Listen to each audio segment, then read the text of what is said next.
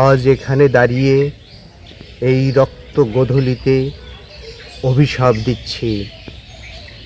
আমাদের বুকের ভেতর যারা ভয়ানক কৃষ্ণপক্ষ দিয়েছিল সেটে, মগজের কোষে কোষে যারা পুঁতেছিল আমাদেরই আপনজনের লাশ,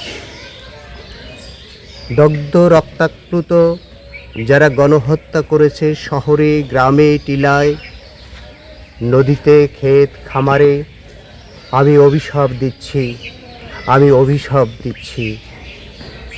নেকড়ের চেয়েও অধিক পশু সেই সব পশুদের।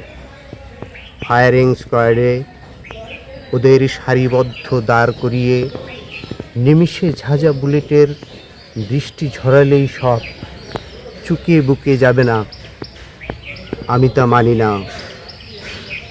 হত্যাকে উৎসব ভেবে যারা পার্কে মাঠে ক্যাম্পাসে বাজারে বিষাক্ত গ্যাসের মতো মৃত্যুর বীভৎস গন্ধ দিয়েছে ছড়িয়ে, আমি তো তাদের জন্য অমন সহজে মৃত্যু কামনা করি না।